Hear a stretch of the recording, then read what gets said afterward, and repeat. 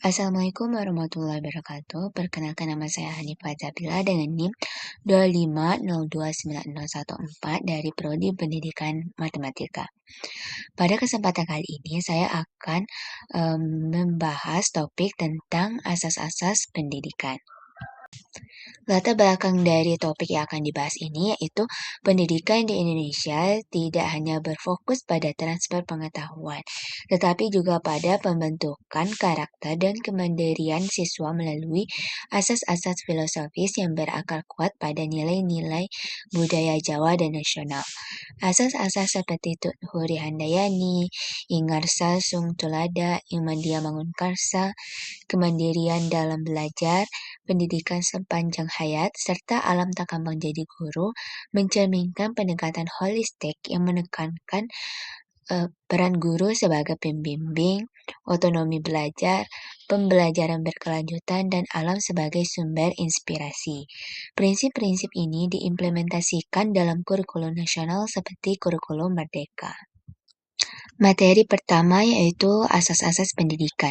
Di sini ada beberapa bagian dari asas-asas pendidikan. Yang pertama itu ada Tutuhuri Handayani, Ingarsa Sung Tulada, Ingmadia Mangunkarsa.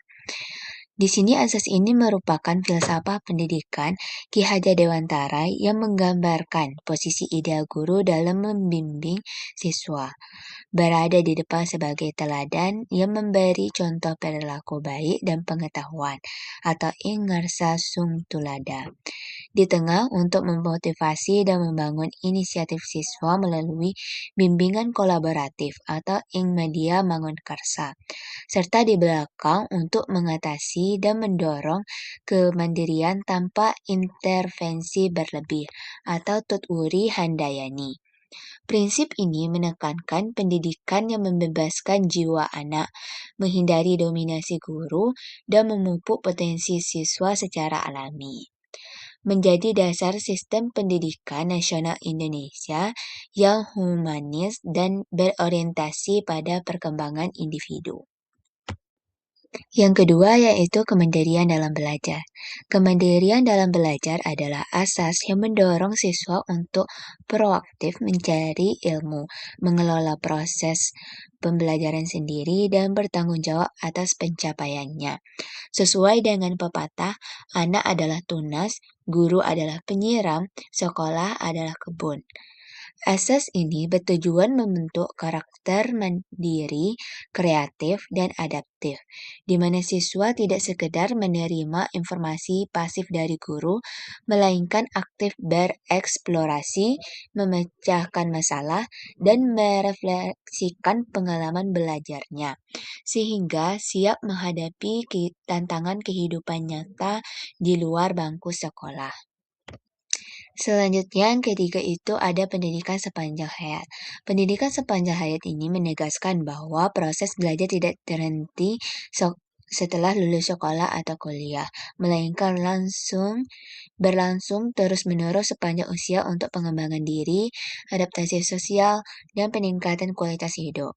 Asas ini didasari pemahaman bahwa pengetahuan dan keterampilan cepat usang di era perubahan cepat, sehingga setiap individu wajib belajar formal, informal, maupun informal seumur hidup.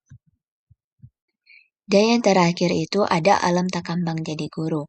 Alam tak kembang jadi guru berarti alam semesta yang terus berkembang adalah sumber pembelajaran terbesar bagi manusia, di mana segala fenomena alam memberikan pelajaran tentang kehidupan, etika, dan ilmu pengetahuan jika diamati secara bijak.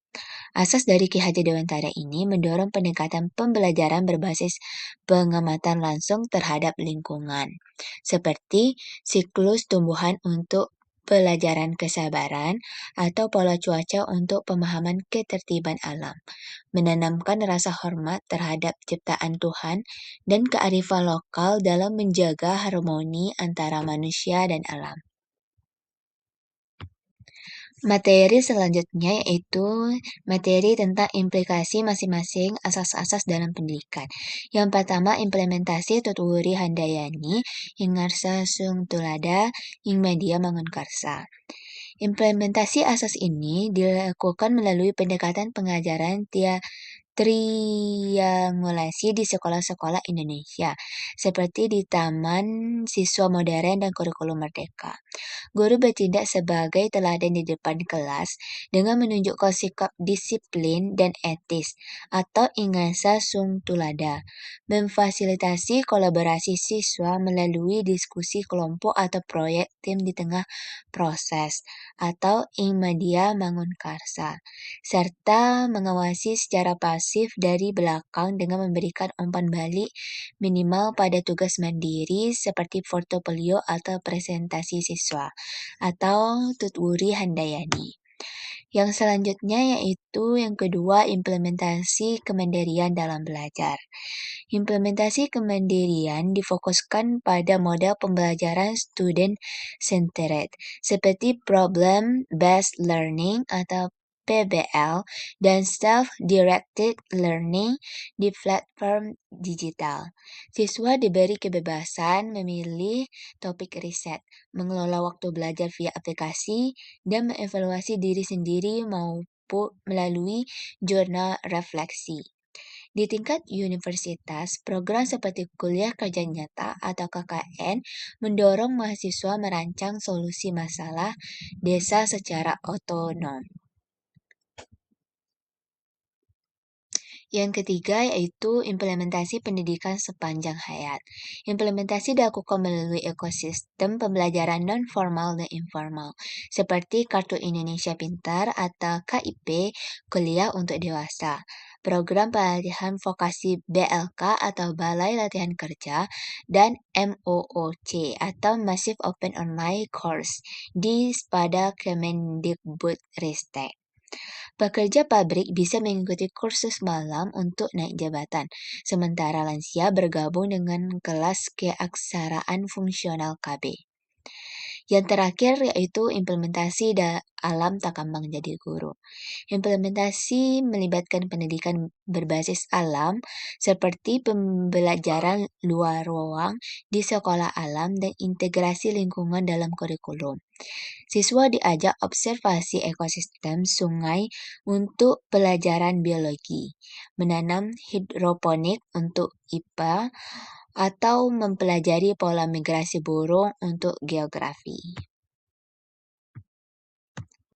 Yang terakhir, adapun kesimpulan dari pembahasan materi kita pada kesempatan kali ini mengenai asas-asas pendidikan dan implikasinya, yaitu asas-asas pendidikan Tutwuri Handayani ing sung tulada ing dia mangun karsa, kemandirian dalam belajar, pendidikan sepanjang hayat, serta alam takambang jadi guru secara sinergis membentuk fondasi pendidikan Indonesia yang humanis, adaptif, dan berkelanjutan dengan implementasi praktis melalui kurikulum inovatif dan program nasional seperti Merdeka Belajar. Dengan menerapkan prinsip-prinsip ini, pendidikan tidak hanya menghasilkan intelektual unggul, tetapi juga individu yang mandiri, bertanggung jawab sosial, dan harmonis dengan alam, sehingga berkontribusi pada pembangunan bangsa yang maju, adil, dan makmur.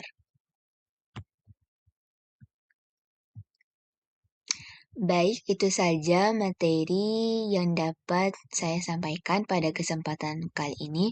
Apabila terdapat kekurangan atau kesalahan, mohon dimaafkan. Saya tutup dengan wassalamualaikum warahmatullahi wabarakatuh.